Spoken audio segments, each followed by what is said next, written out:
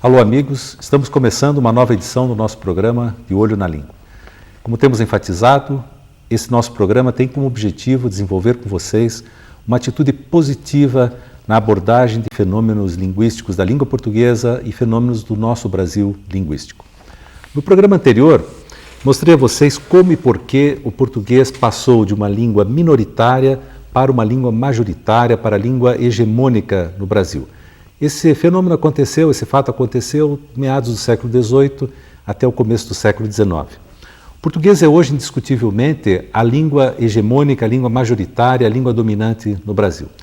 No entanto, é preciso ficar claro que o português no Brasil não é uma língua homogênea, não é uma língua uniforme de norte a sul, de leste a oeste, como muitas vezes nós ouvimos algumas pessoas dizerem. Bem ao contrário.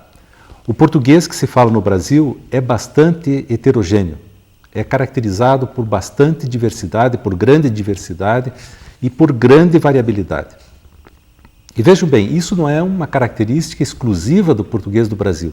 Essa é uma característica de todas as línguas que são faladas no mundo. Todas elas são caracterizadas, são marcadas por grande diversidade, por grande variabilidade.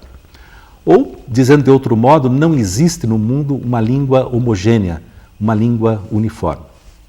Mesmo numa sociedade muito pequena, com uma organização social de baixa complexidade, mesmo aí haverá diversidade linguística, haverá variabilidade linguística. Por exemplo, os mais velhos vão falar diferente dos mais jovens, os homens vão falar diferente das mulheres.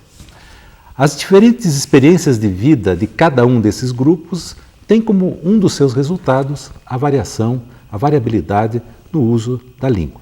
E claro, essa diversificação do modo de falar uma língua se multiplica enormemente quando estamos numa sociedade grande, de complexidade alta, de organização social altamente complexa, como é o caso da sociedade brasileira.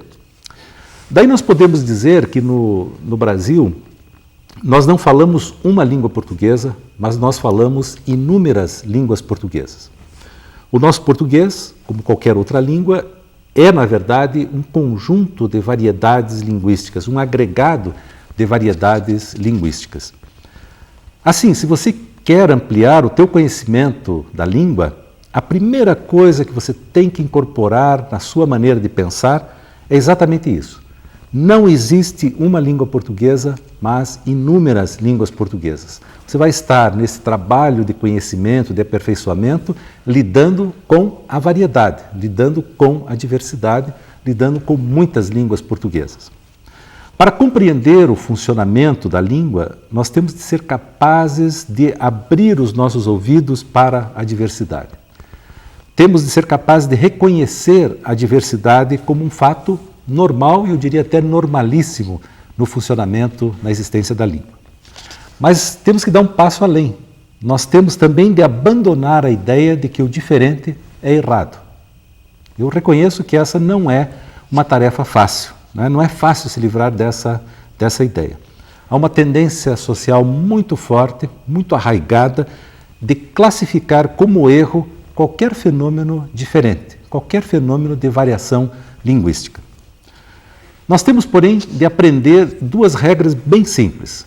A primeira é essa: não há língua homogênea. A variação linguística é fato normal e corriqueiro. Essa é a primeira regra. E a segunda regra: se alguém fala diferente de mim, é porque ele ou ela tem uma história social diferente da minha, certo? Então, diferentes histórias sociais resultam em diferentes maneiras de falar. Um exemplo bem simples. Se alguém nasceu e vive no ambiente rural, este alguém fala diferentemente de alguém que nasceu e vive no contexto urbano, no ambiente urbano. Então, grosso modo, nós podemos dizer que existe um português rural que é diferente de um português urbano, ou vários portugueses rurais que são diferentes dos vários portugueses urbanos falados no Brasil. E nós podemos aqui multiplicar indefinidamente os exemplos. O português de um pescador do litoral do Ceará é diferente do português de um vaqueiro do Pantanal mato-grossense.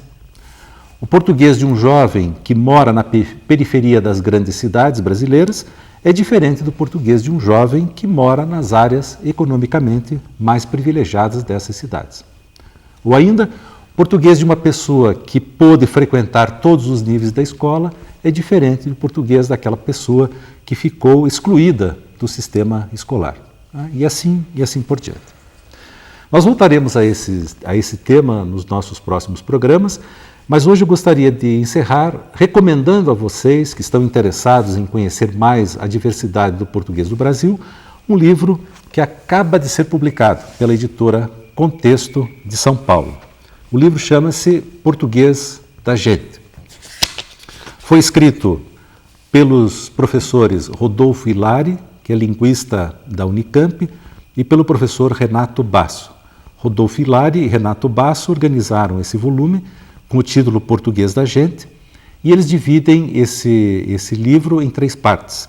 Há de início uma apresentação da história da nossa língua, desde a sua origem latina até a chegada ao continente americano. Uma segunda parte em que os autores reúnem características do português brasileiro, das inúmeras regiões do português brasileiro. E, por fim, o livro tem um capítulo com um título bastante sugestivo: Português do Brasil, a variação que vemos e a variação que esquecemos de ver, que será um belo tema para um próximo programa. Não esqueçam, para qualquer contato conosco, usem o nosso e-mail deolhonalingua@ufpr.br. Até a próxima!